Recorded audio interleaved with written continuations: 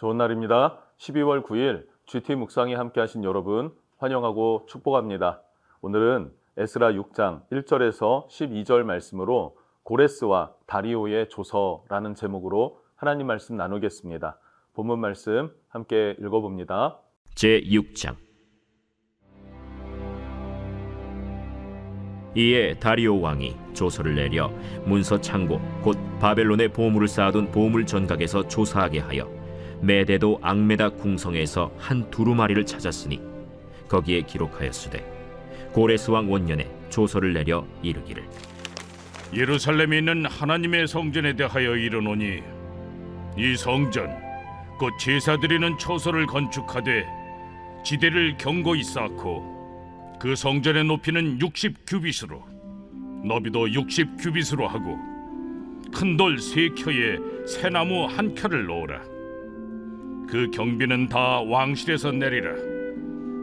또 느부갓네살이 예루살렘 성전에서 탈취하여 바벨론으로 옮겼던 하나님의 성전 금은 그릇들을 돌려보내어 예루살렘 성전에 가져다가 하나님의 성전 안 각기 제자리에 둘지니라. 이제 유브라데강 건너편 총독 다뜨네와 스달보스네와 너희 동관 유브라데강 건너편 아바삭 사람들은 그곳을 멀리하여 하나님의 성전 공사를 막지 말고 유다 총독과 장로들이 하나님의 이 성전을 제자리에 건축하게 하라. 내가 또 조서를 내려서 하나님의 이 성전을 건축함에 대하여 너희가 유다 사람의 장로들에게 행할 것을 알리노니 왕의 재산 곧 유브라데강 건너편에서 거둔 세금 중에서 그 경비를 이 사람들에게 끊임없이 주어 그들로 멈추지 않게 하라.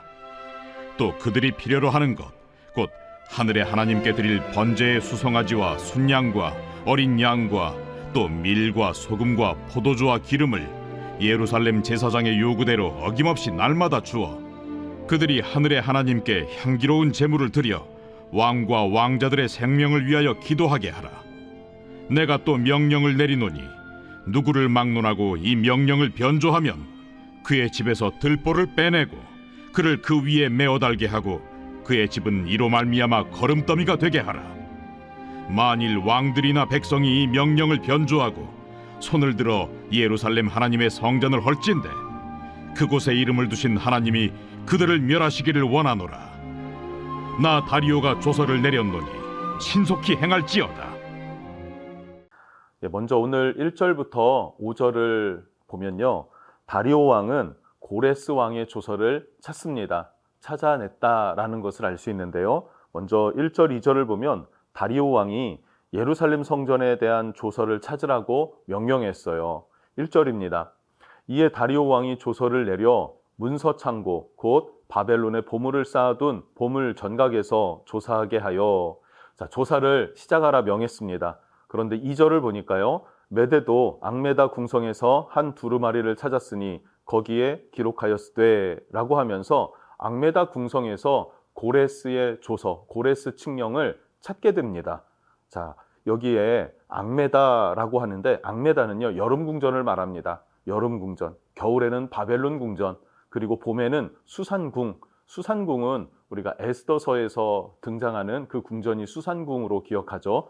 예, 바로 그곳입니다. 그렇게 봄 궁전, 여름 궁전, 겨울 궁전이 따로 있었는데 여름 궁전 앙메다에서 고레스 칙령을 발견하게 되었다라고 기록되어져 있어요. 그리고 3절부터 쭉 보면요, 성전에 대해서 그 크기를 정해주고 있습니다.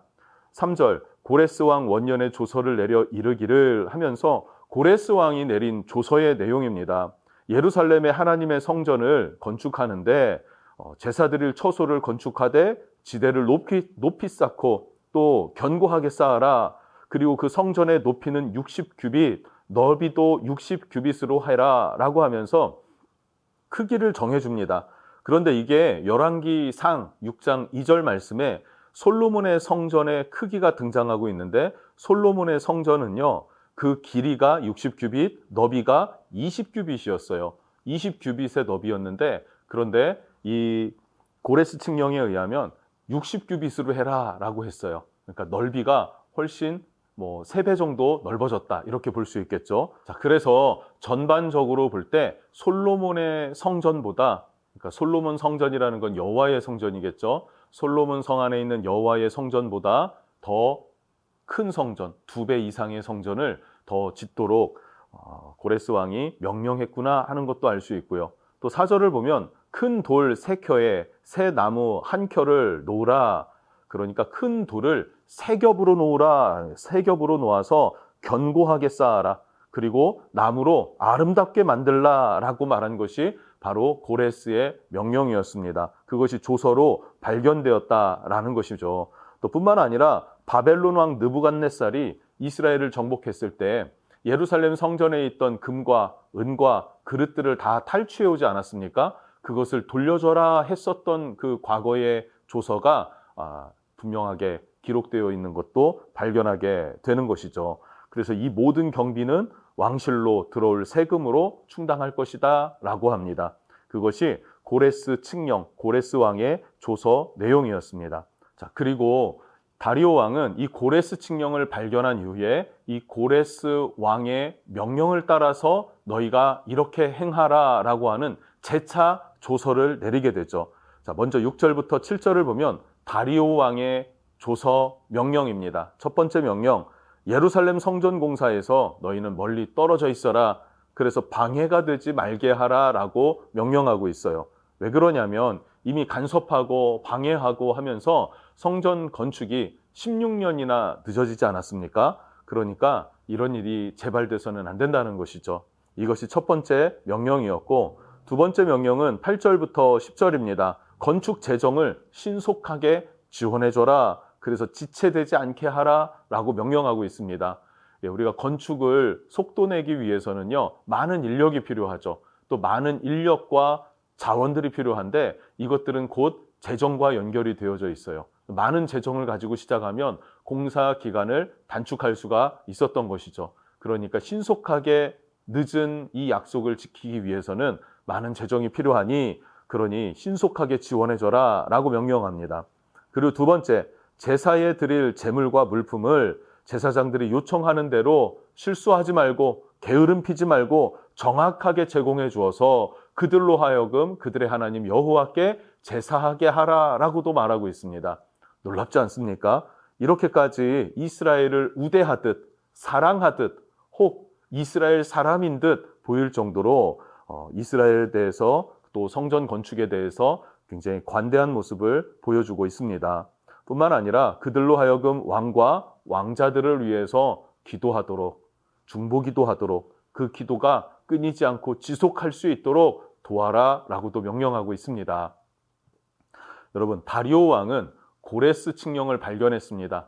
아무리 그 전대 왕, 초대 왕이라 할지라도 그 명령을 따르는 것은 좋지만 이렇게까지 적극적일 수 있고 이렇게까지 지지해 줄 수 있었을까 하는 생각을 해보게 되죠.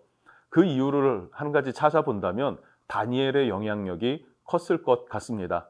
다니엘은 다리오 왕이 매우 신임하고 의지했었던 총리였습니다. 그래서 다니엘이 사자굴에 들어가게 될 때 어떻게 합니까? 다니엘아, 다니엘아 하면서 정말로 절규하듯이 부르짖었고, 그리고 다음날 아침 다니엘이 던져진 그 사자굴에 들어갔을 때 그 사자굴 앞에서 뭐라고 합니까? 너희 하나님 여호와가 너를 지켜주었느냐 하면서 다니엘을 정말 절규하듯 불렀던 그 왕이 바로 다리오 왕입니다. 그리고 다니엘이 살아서 나오자 너희 하나님은 사시는 하나님이요 만물 위에 뛰어난 왕이요 하면서 하나님을 극진하게 높여드리고 찬양하는 모습을 보게 되죠. 아마 이 영향력이 있어서 이스라엘로 하여금 선대해주고 또 위해주는 모습이었지 않았을까 하는 생각을 하게 됩니다. 또 마지막으로 11절과 12절 말씀을 보면 이 명령을 변조하는 자, 이 왕의 조서, 다리오 왕의 조서를 변조하는 자는 내가 반드시 응징할 것이고 하나님이 그들을 멸할 것이다 라고 합니다. 여러분, 어떻게 보면 하나님의 은혜가 있으니까 일들이 막 술술술 풀려나가는 것 같지 않습니까? 그런데 언제나 이렇게 하나님의 능력과 은혜가 우리와 함께하는 것은 아닌 것 같습니다. 때로는 힘겨운 싸움이 있을 때도 있어요. 16년 전으로 돌아갔을 때, 그때 이스라엘 백성들은 성전 기초공사를 끝냈고요. 어느 정도의 성곽도 세워가고 있었습니다. 그러나 방해 공작들이 있고 하니까 마음이 지쳤던 것이죠. 무너진 것입니다. 멈추게 됐습니다. 포기하게 된 것입니다. 그래서 다 회파되고 무너지고 그냥 그 상태로 16년간 허송세월하게 된 것 아닌가 하는 생각도 하게 되죠. 믿음은 하나님을 신뢰하기 때문에, 하나님이 이 일을 이루실 것을 믿기 때문에 지금 힘겹고 어려워도 한 걸음 한 걸음 지그시 전진해 나아갈 수 있는 것, 그것이 믿음이지 않겠습니까? 이 믿음으로 하나님 나라와 의를 구하는, 그리고 내게 맡겨주신 하나님의 사명을 감당하는 저와 여러분이 되었으면 좋겠습니다.